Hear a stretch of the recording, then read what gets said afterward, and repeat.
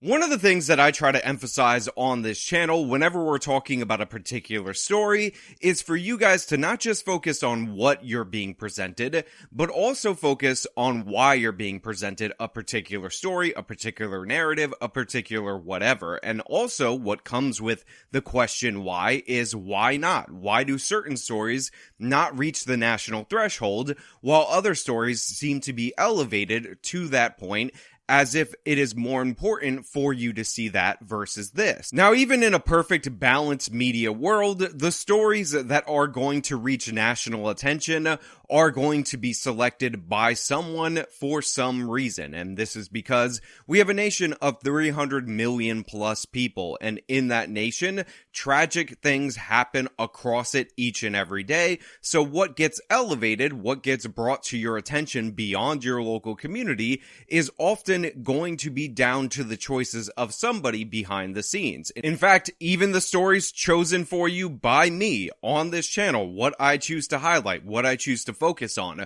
what I choose to direct your attention to is based on my own proclivities, things that I'm interested in, and the overall agenda that I personally have. The only difference is that I'm pretty upfront about what I want to talk about and the reason why. The reason I highlight specific local crime stories is because I believe they're indicative of a broader trend. Sometimes they're tied specifically to policy, and occasionally when I do a one-off that's just particularly entertaining to me, I'll give you that information up front so that you know what's going on behind the curtain, because I'm not trying to hide anything from you. However, the way the media works is they pretend that this is objectively the story that you need to focus on. This is reflective of America. This is elevated above all others. And when you notice what the media tends to highlight, what types of stories, what types of victims they tend to be interested in, you can't help but notice that there's a pattern, not just in what they're covering, but in what they're not covering. And a perfect example of this is this Johnathan Lewis Jr. story out of Las Vegas, a 17-year-old high school student who reportedly was trying to stop bullies, even though in other reports, and we're going to get into language a little bit later, it was actually stop a robbery, and he was beaten by 10 to 15 black teenagers, or mostly black teenagers, to the point where he died. And even though this happened a couple of weeks ago, there have yet to be any arrests in the story. And this is what we're going to talk about today. But before we do, I want to say thank you to everybody who signed up over on actualjusticewarrior.com/join. Give me the money. Give me the money. Okay? And thank you to the podcast listeners, Spotify, Apple, and Google's podcasting platform. Johnathan deserves justice. His father reports the gang attacked when he tried to protect a smaller kid that had been robbed and thrown in a trash can by the gang.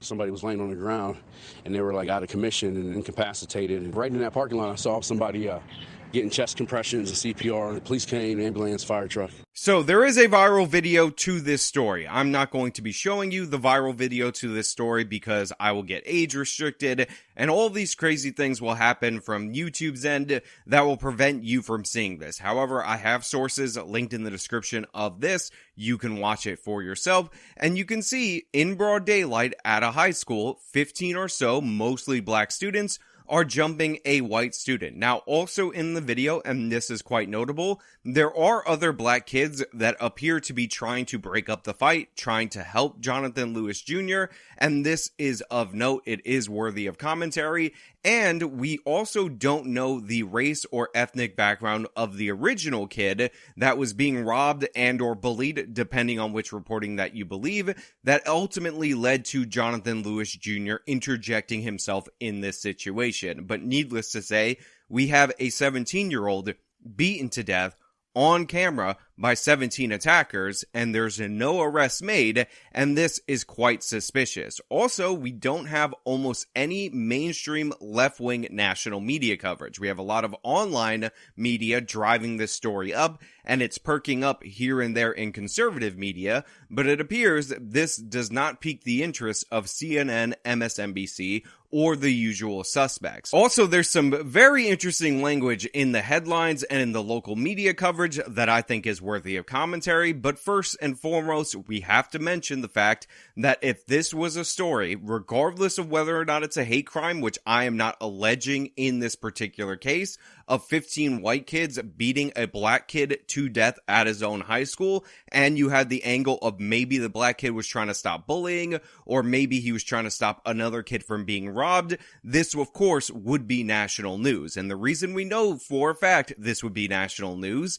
is because a white person arguing with a black person is national news for months and months and months, even when it's proven beyond any shadow of a doubt, like the Amy Cooper Christian Cooper case, that the black person was objectively in the wrong. This is what people are really angry about, by the way. This video is making the rounds online, showing what's believed to be the fight that happened Wednesday afternoon. Metro officers responding to reports of a student fight across the street from Rancho High School. The investigation revealing the victim got into a physical altercation with 15 people before cops arrived. So obviously I'm blurring out this video because it's showing the beating to death of Johnathan Lewis, but again, it will be linked in full in the description, and it's from CBS 8, which I'm hoping and thinking is a local Vegas affiliate, but the thing is, I don't know that to be true because I couldn't find this on YouTube in order to confirm it, and other places in this country have CBS 8 as their local affiliate, but the point I want to make about this is about the language being utilized by this local news coverage, which is a pattern that I notice throughout the local news coverage, and considering we're relying on local reporting above all else in this story, I find it quite interesting. So they say that Lewis got into a physical altercation with 15 people, which again is not really reflective and is far more neutral in terms of language than I would use when talking about this story. When I see video of 15 kids stomping out somebody who's on the ground, attacking this person in a mob style, I'm not going to portray this as an equal participant in the fight. But that's how the local media is presenting it here, and this is not the first instance that I notice looking through the coverage of this story of vague or neutral language meant to deflect out of how horrific this actually is. Again, think about it like this. If this were a black kid, if he were beaten up by 15 white kids, whatever the initial dispute, it doesn't matter. Immediately it would be called racist. It would be national news.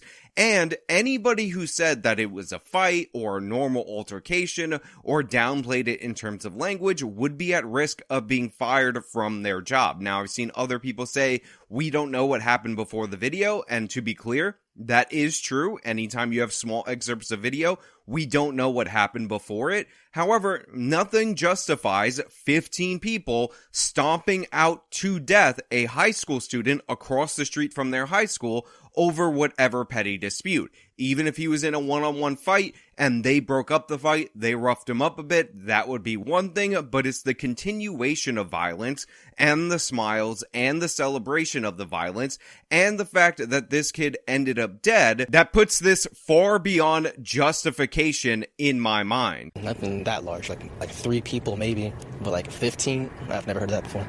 Rancho High Jr. Antonio Green says he's a classmate and saw the video. It could happen to anybody.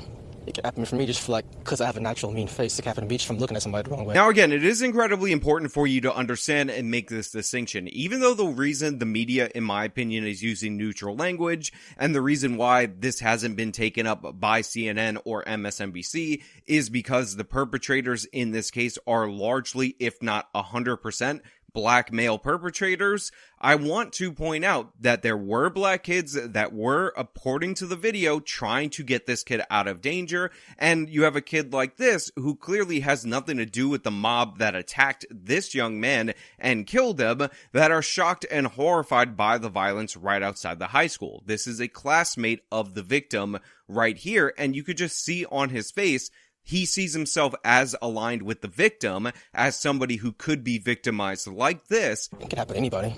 It could happen for me just because I have a natural mean face. It could happen to me just from looking at somebody the wrong way. Not aligned with the perpetrators. So for all those people who are immediately going to jump to the racial narrative because the left will jump to the racial narrative, I want you to take that with you. Again, this isn't being covered by the national media because the perpetrators were black, but we have no evidence right now at this moment that the reason for the attack was a black-white issue. We still don't have the identity or any real information about the kid that was being being attacked first, that Johnathan Lewis Jr.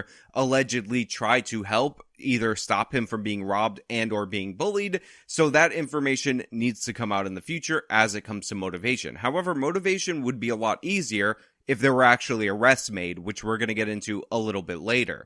Neighbor Greg Bostick was shocked to see it. But from the video, that's a problem. You can't just retaliate with hate, and get back and revenge all the time. Sometimes you got to talk it out. Now, again, you have another neighbor, notably because this story is drawing a lot of racial attention, a black man who is very shocked by this. He witnesses, and by the way, very interesting, he attributes the motivation for the attack on this young man to hate, so that's how he saw that. Take that for what it's worth. Again, we're trying to glean a motive right now in this moment because we don't have one, because there's not that much information, because there's not that much interest beyond the local media and some online conservative media. So again, take that for what it's worth, but remember what I told you earlier about why we're discussing this in the first place. I saw a couple seconds of this video on accident, and these kids are just like, it's just like lunacy. I can't even just imagine how it even comes to this. Johnathan Lewis says his family is still in shock, trying to process 17-year-old Johnathan, an aspiring artist with a huge heart, is gone. Johnathan was an incredibly loving and caring young man. I was just looking through my text messages with him the last couple of days before, and I'm just so grateful that I just tell him I love him. So here we have the father, and he's absolutely in shock. He's talking about how much he cared for and loved his son. He shows some of his messages with his son, them exchanging I love yous and all that, and how sudden this is for him and his wife, for his life to be taken, again, at school, where your child is presumably supposed to be safe. Now, we're going to have to get into the language of this Fox 5 segment, because the whole point of this is that the father is still demanding justice. The suspects are allegedly students at this school, and yet we still don't have arrests made in this particular case, which is really getting under my skin. But what's also getting under my skin is the way that this is worded from this local media person who had the grace to not show the video in her segment and had the grace to interview the father, but for some reason can't tell you what's actually being alleged without prettying it up in terms of language. He says his son died a hero, standing up for a smaller student at Rancho High School in a fight over AirPods. It's this kind of language that really gets under my skin about the local media and why it's important to analyze the coverage beyond the racial component and the racial double standard being put forward by the left. Because embedded in the story, in between that hypocrisy of the national media, is the local coverage and how they try to obfuscate reality in their own coverage. The father did not say that they had a fight over AirPods. That doesn't make any sense. 15 kids fighting with a smaller child over AirPods. Obviously, what was being reported by the father, if you're going to quote him, at least quote him accurately, is that they were robbing another kid for his AirPods. It was a robbery. The kid was beaten up. He was apparently dumped in a garbage pail or in a dumpster, some kind of waste receptacle, and that's when Johnathan Lewis interjected himself in order to defend the kid, according to the father. Now, we don't have verification of this. I will wait for the facts of the case to come out. But for them to say it was a dispute over AirPods, like, oh no, if you actually turn up this feature, then the bass comes up more, versus an actual robbery, which was what was being alleged and what actually makes sense, that kind of thing really annoys me. And we wouldn't be seeing this language at all. We would be hearing about evil white racism had the races been reversed. And again, if you don't believe me, because Johnathan deserves justice. His father reports the gang attacked when he tried to protect a smaller kid that had been robbed and thrown in a trash can by the gang. Here's the father from the News Nation clip, or here's the reporting from the News Nation clip, so you can hear it for yourself. Then a group of 15 students turned on him. Johnathan was left fighting for his life. Jonathan's mother and I just sat there and held our son's hand for days and nights and just hoping and praying that, that he could recover. But that is not what happened. Days after the brutal attack, Johnathan died at UMC.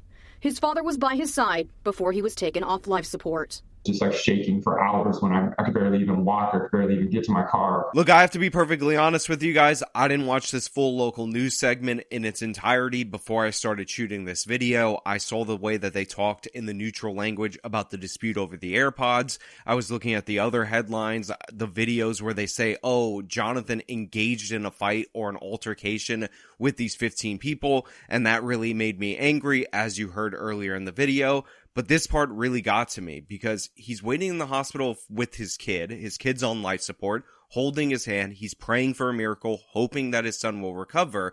And the whole time, he knows that his kid is there because he raised his kid right. His kid was defending another child, according to all of the reporting right now. And that's why he was savagely beaten. That's why he's in the hospital. That's why his life is cut short. A kid named for him did the right thing, proving that this father is a good man in that moment, and it cost him his life. It cost the father his son. It cost the mother his son. It's absolutely tragic. It's horrible. Police told Lewis there may be a resolution soon, but he says it will take much more than arrests to heal his broken heart. So justice is a deep, deep thing for me, and there's a lot more to it than just these kids going to prison. To me, what is the community going to do about this? You know, when are people going to wake up and start having some compassion for one another and have some empathy and actually have a sense of community and actually work towards real solutions for these children that are just going absolutely mad. This shouldn't be the cost of standing up for what's right. This shouldn't be the cost of defending somebody who's in need. But unfortunately, not only is it the cost, but there's no consequences as of right now. And hearing the father say, look, arrests aren't going to bring his son back. So even though that's good, he would want that. It's not justice to the extent that he believes in justice. Now, look, I don't want to overstep my bounds, overplay my hand, or anything of the sort. I want to make it clear that even though I am outraged that it's taking this long, and I don't believe there's a good justification for that, that is not an outrage that is shared by the father. While he is demanding justice, while he does want arrests, I actually saw a recent article headline that the father is saying that the police are working on this, and he's actually defending them in some regards based on the delay, likely because they informed him that they're building a case against the individuals. If that is the case, then fine, sure, whatever. But the thing is, again, this is another aspect of the story that would graduate it to national attention versus a local story. If there was any delay, any hesitation, if the races were reversed, obviously the national media would be putting an exorbitant amount of pressure on the police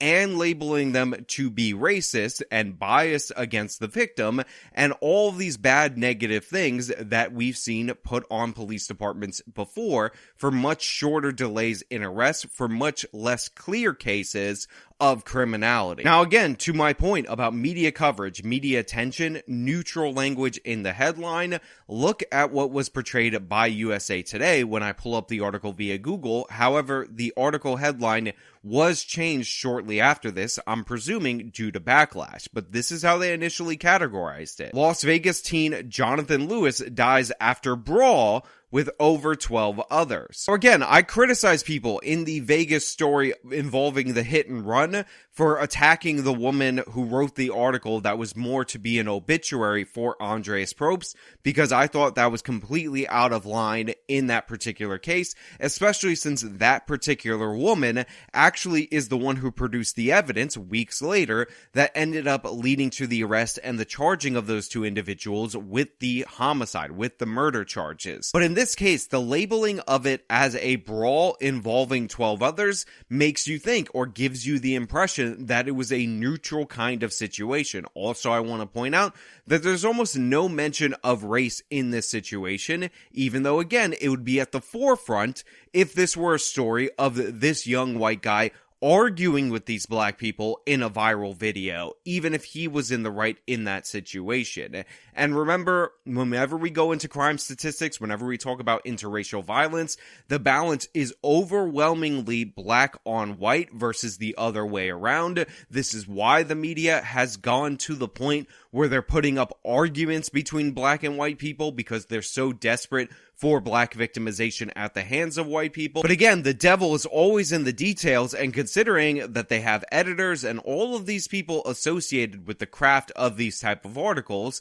this choice of Brawl to write this as neutrally as possible was made intentionally by USA Today. Now, there's a GoFundMe for Johnathan Lewis Jr.'s family. I will link it in the description of this video for anybody out there who wants to contribute, who wants to help out. I always appreciate when people from the audience go above and beyond and do something positive. If you want to do something positive, I know you're not fans of the GoFundMe platform, this is a good way to do it, so I leave that option open to you. Now look, I will update this story as there are relevant updates as we see arrests, but understand information is going to be limited because if it is true that these are students at the very same school, chances are we're not going to get their names and all that due to the fact that they're juveniles. However, I do find it incredibly interesting that the media seems to be tripping over themselves to neutralize what happened, to sanitize it, and that the usual suspects in the mainstream media have no interest in covering this story. Now, I will say the idea that the media entirely is ignoring it is a bit of an overstatement. I wouldn't have this information if not for the media, if not for somebody reporting it. But what we're talking about here is how we have a double standard in what is shown to you, and the reason why appears to be that the media is not interested in white victims and black perpetrators. They're only interested in forwarding this idea that black people are the perpetual victims. Now, again, credit to the young men who actually try to intercede on Johnathan Lewis Jr.'s behalf. Unfortunately, their efforts were for naught. And to Johnathan Lewis's father and his family, I wish you the best. I hope you get justice. I hope you get some measure of that, even though I understand nothing will bring back your son. But hey, those are just my thoughts. Let me know your thoughts down in the comments below. If you liked the video, show them by leaving a like. Subscribe for more content. Follow me on all my social media. Support me via the support links in the description of this video. This has been me talking about the Johnathan Lewis Jr. case. Till next time.